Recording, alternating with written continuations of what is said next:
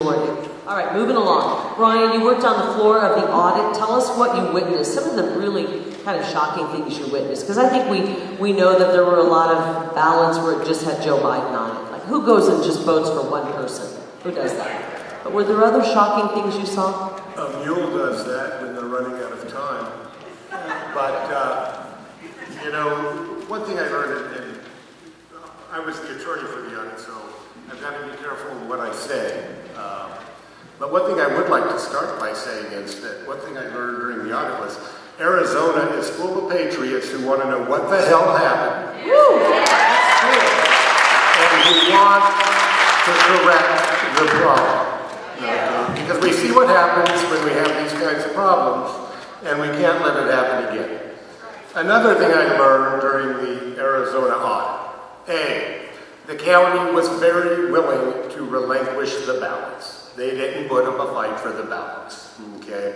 And so we still have counties in Maricopa, or candidates in Maricopa County, talking about how, the lefts went out and bought ballot paper at Staples, which you cannot do, and printed ballots in somebody's, basement. That's not what happened, okay? Exactly what happened is the county put people on the permanent early voter list. They mailed out, 923,000 were returned, but they flooded the system with legitimate ballots, okay? According to the U.S. Postal Service, only 0.5% of those ballots were returned as undeliverable. How many of you walked a precinct? When I was in Pima County, and when I was a member of the Republican Party in Pima County, I walked precincts. When you get a liberal precinct, you might have an error rate of 30%, okay? They printed enough ballots to ensure that the mules had enough to work with. And that's exactly what happened, okay? And they used COVID as a cover for them. But aside from that, that's where I met my new brother and sister, Steve and Shelby. I'm exceptionally thankful for that. I met a lot of patriots who we continue to this day, folks, working the audit on our time and on our dime. Okay. And the third thing we learned and why we continue to work the audit is when you look at the county and you say, okay, they gave up the ballots so readily, but what weren't they willing to give up?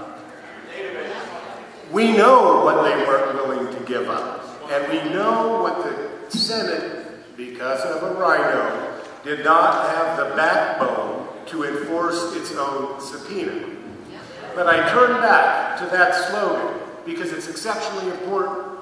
We the people have the power in this country.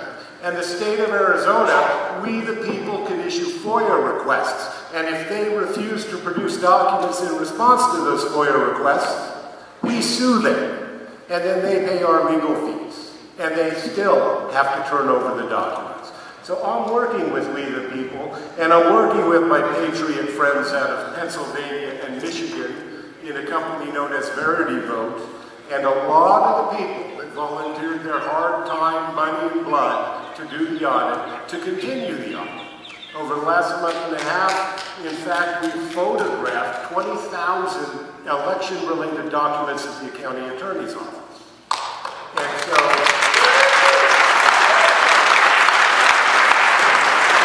in my next segment, we're going to talk about a little bit more about some of the work we're doing, some of the reports that we have released. I'll give you a little teaser about a report that's coming out. But I got to tell you, if people don't go to jail, this is not going to stop.